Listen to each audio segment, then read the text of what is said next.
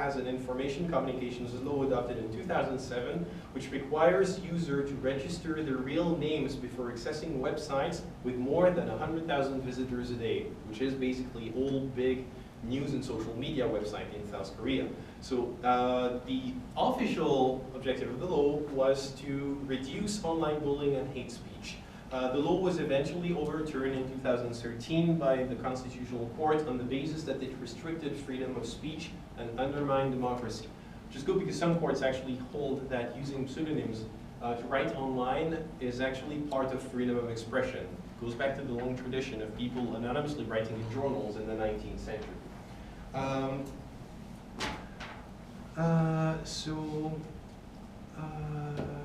Where are we now? Exactly, the last bit. Yeah, I talked about this, terrorism, money laundering, crime. All of these are getting mixed together. The French law and intelligence actually lists a number of valid reasons for putting people under surveillance, and they mention large objectives of national security, protection of democracy. Germany also has a law that allows intelligence services to put you on surveillance if you undermine democracy. How can they know about that before they put you under surveillance? No one knows. And also crime at the end. In the French law, there's crime at the end. So it means that basically under the current French intelligence law, everyone can be put under surveillance. Because organized crime could be just about anyone. So now, when before intelligence services were looking at terrorists, they were looking at foreign spies, foreign governments, now they're mixing everything with crime. Again, the reason why the judges and prosecutors are really pissed off about this, because they see that intelligence services are taking away their jobs. What sort of legal basis do we have to fight mass surveillance? What exists in a constitution or legal text that allows you to oppose a fundamental right and say you do not have a right to put me under surveillance, even though you have all these very nice and fancy reasons for doing so?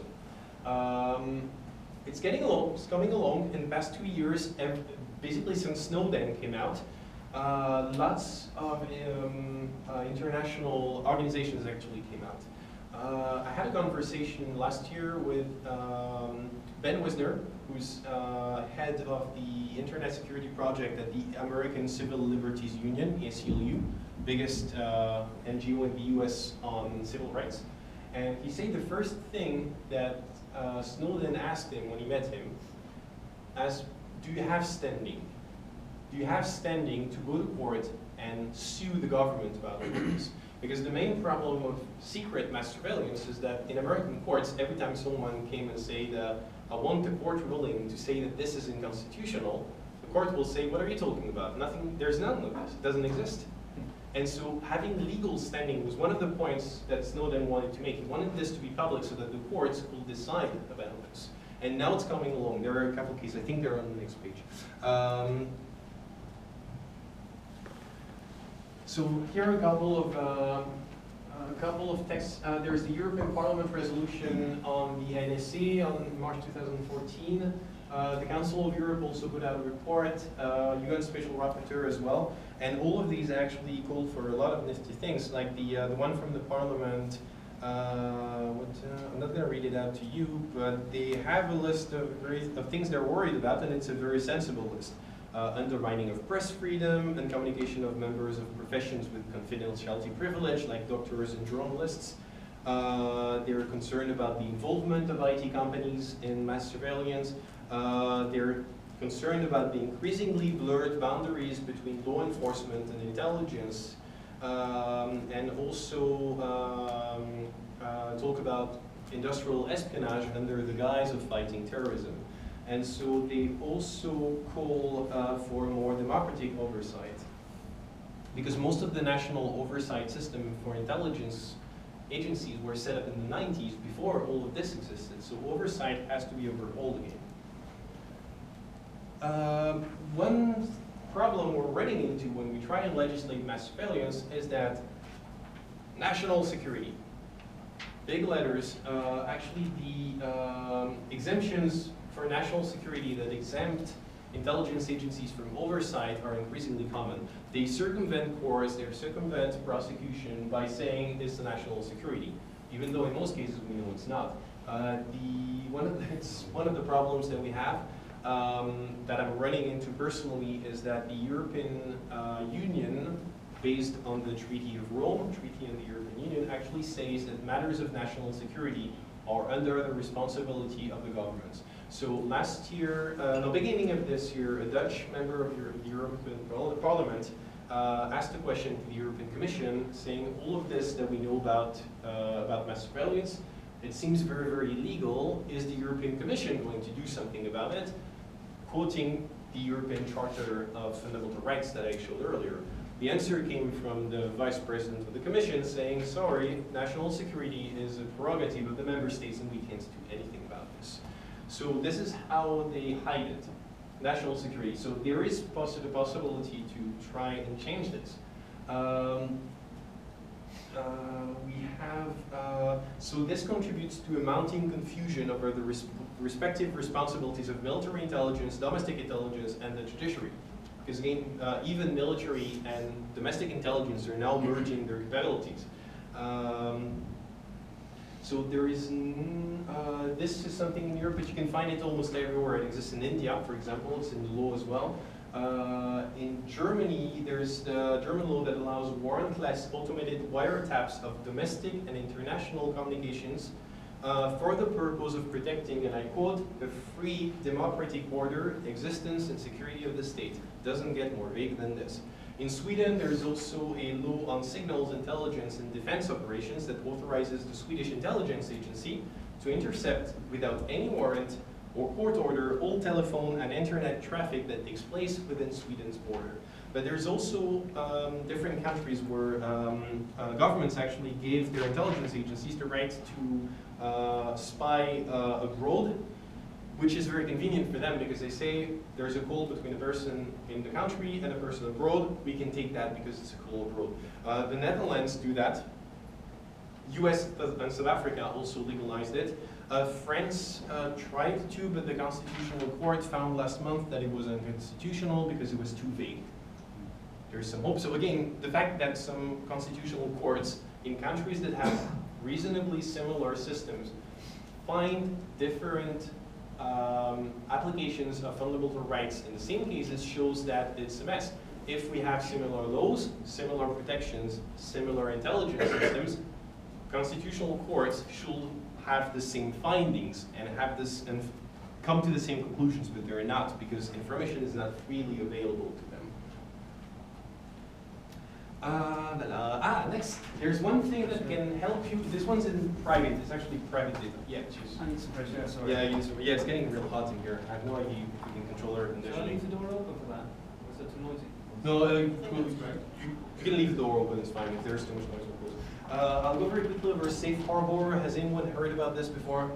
Safe Harbor is a system that was created in 1995 by the European Union, saying that the US do not have the same protections as Europe has when it comes to protecting your private data, and therefore American companies have to show that they have similar standards for protecting your personal data if they want to process the data of Europeans. There are now about 3,000 participating companies. It's mostly a self-certificating system that operates under 7 principles you see here, which are the ones I mentioned before, but that do not exist in the US. You have to notice you're a data subject, you're taking the data. You have to give a choice to opt out. You can transfer it with permission only. You have to provide security of the data. You have to have data integrity, not mess it, because the data again belongs to you, the data subject. There's a right of access and actual enforcement of it. So now it's very uncertain because the European Parliament is really not trusting American companies anymore and has called to an overhaul of the system. Yeah, because we're actually, it's actually taking quite some time here. This is a funny picture. This is in Ireland. So this is a store, very much like the ones we have around here, Centra, in a suburban neighborhood of Ireland. This little window here is the Irish Data Protection Agency staff, 18 people, none of which are engineers or lawyers, and they are tasked with enforcing data privacy on Facebook, because Facebook is established in Ireland, because Ireland offers very, very good conditions to companies setting up there, and the Data Protection Agency in Ireland is not very demanding. But under the current system, if you have a complaint against Facebook, as some people are, Europe versus Facebook, you can look them up online. These guys are bringing a case against Facebook for abuse of data privacy, and under the current system, it's just unworkable. These people cannot enforce rules on Facebook, even less Google and the others. And so that's one aspect of changing the data protection regulation. We're supposed to have a one-stop shop system that will allow you, if you're a resident in Europe, to bring a case against the company in your own country, and then your own data protection agency will link up with the others and they will sort it out. It's very, very complicated. It's not going to work out very easily. Now it's the open part. It's going to be a very open thing. I think I've talked way too much, but I'm going to go over these quickly. What's going on to find a solution to the problem we're facing? As I said, whistleblowers provided a legal standing that has allowed people to take cases against courts. There's also court actions that have been started in defense of professional secrecy, which is constitutionally protected in many places. Journalists, lawyers, doctors actually have professional secrecy, which for them is not a right, it's an obligation. It's a right for you as a normal person. Too much safe harbor in there. So in the US, there are two cases in the US that have been brought to court. It's in the District of Columbia in Washington and in Michigan. But now there have been appeals, and it will not be ruled on for a while, even if it sees the Supreme Court. And in the US, the only legal instrument to fight mass surveillance is the Fourth Amendment. The Fourth Amendment protects you against unreasonable searches and seizures of your papers and documents.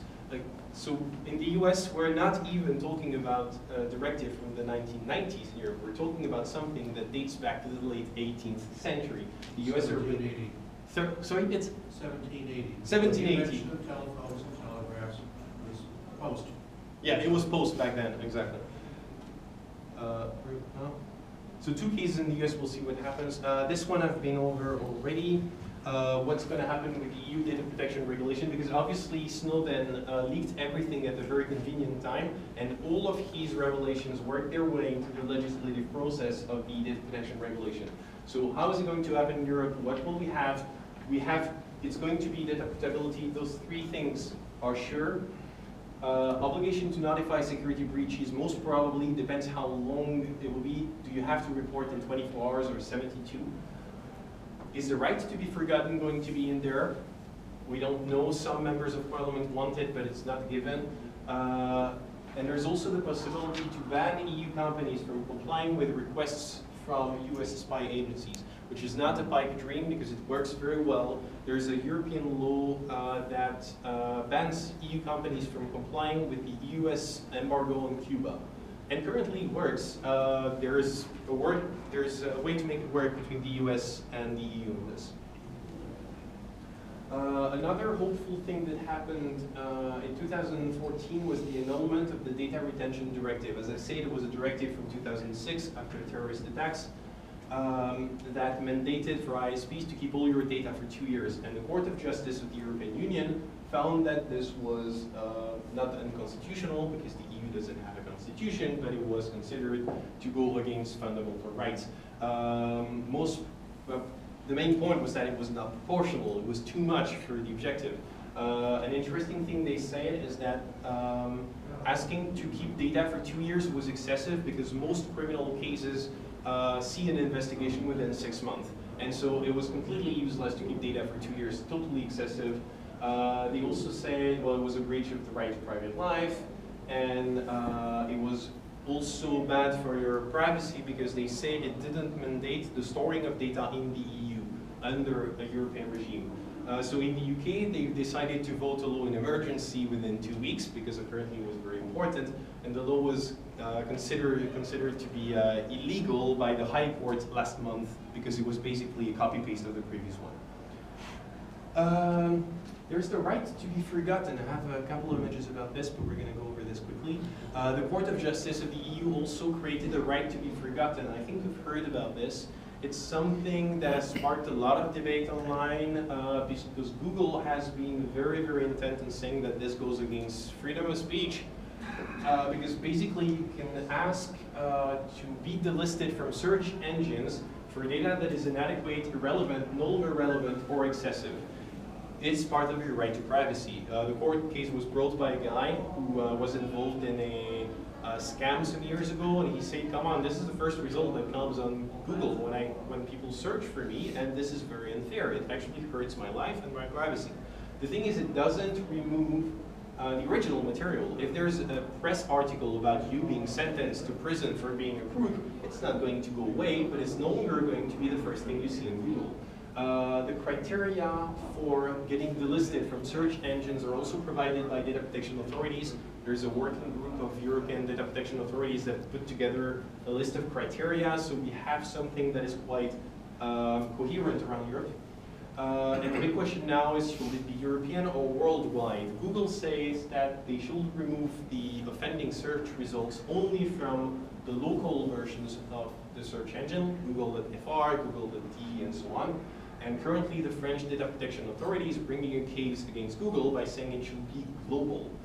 And Google says, no, because we want to keep that open everywhere else. So that's where the current debate is.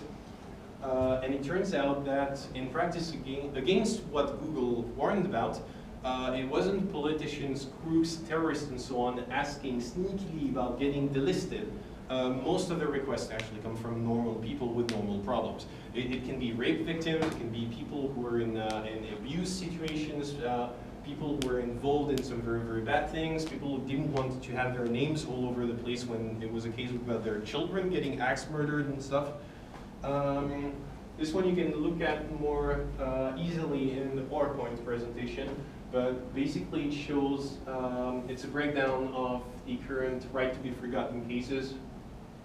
95% are personal cases. Google grants about 40% of demands and rejects 37%, the rest are pending. Nearly half requests are pending, and it's mostly about child protection, political cases, some about public figures, and more about serious crime. But in many, many cases, it's actually legitimate.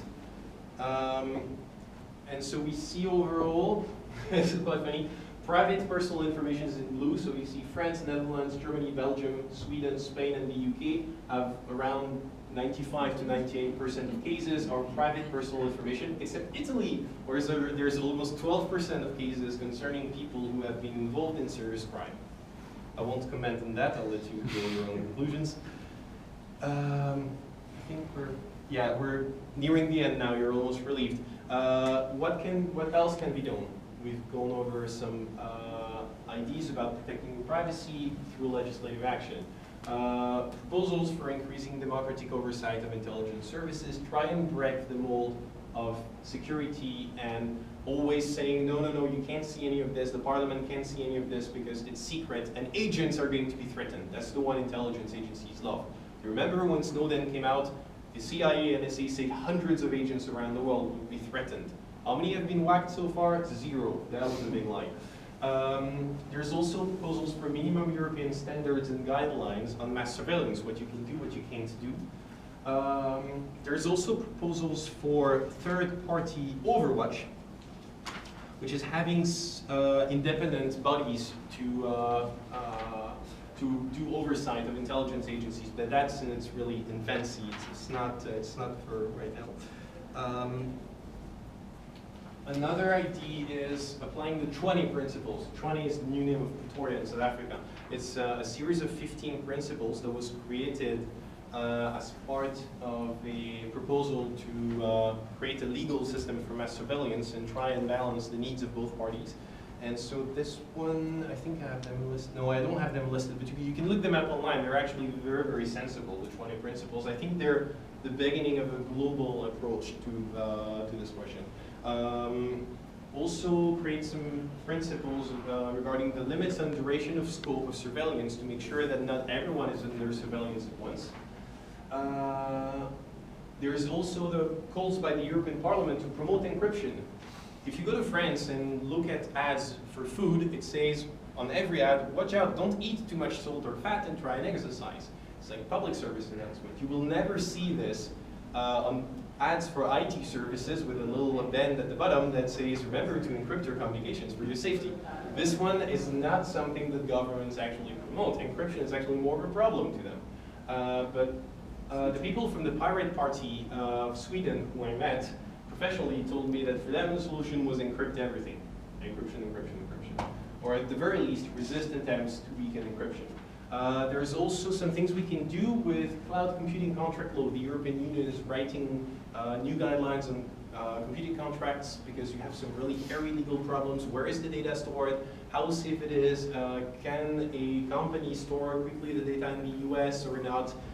This will be an idea. Try and have some better safeguards because cloud computing is going to get bigger and bigger, and that means data will be more easily accessible for intelligence agencies. And also add some guarantees about spying in trade agreements, the TTIP. If you want to go and have a beer, we can talk about TTIP later on.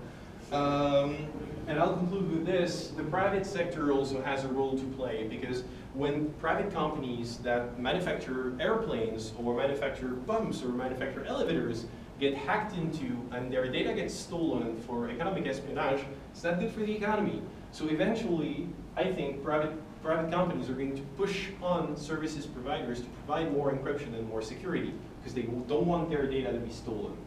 As I said, today it's the NSA, BKA in Germany who can do this, but tomorrow everyone will be able to do mass surveillance. China will be able to do it everywhere. Walmart will be able to do surveillance on you as well.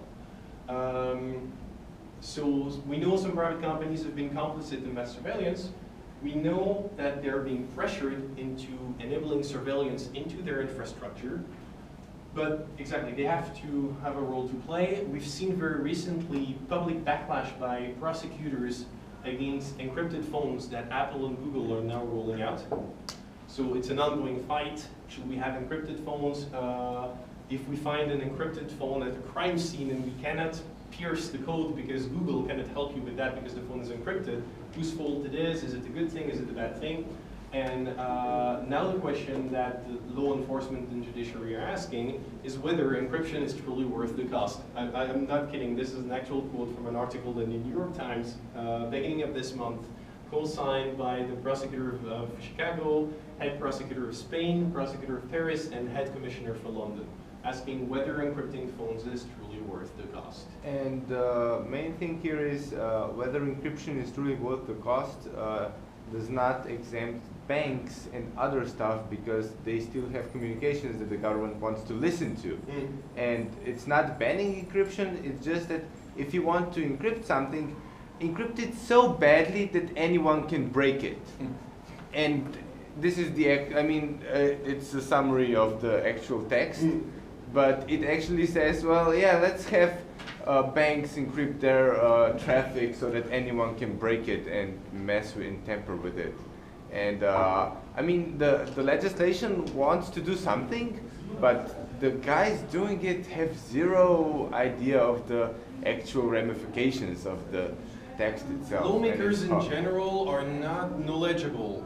No one can be knowledgeable about everything. When you see a law that applies to your field, you tend to think that it's badly written and the politicians don't know anything when you listen to the debates.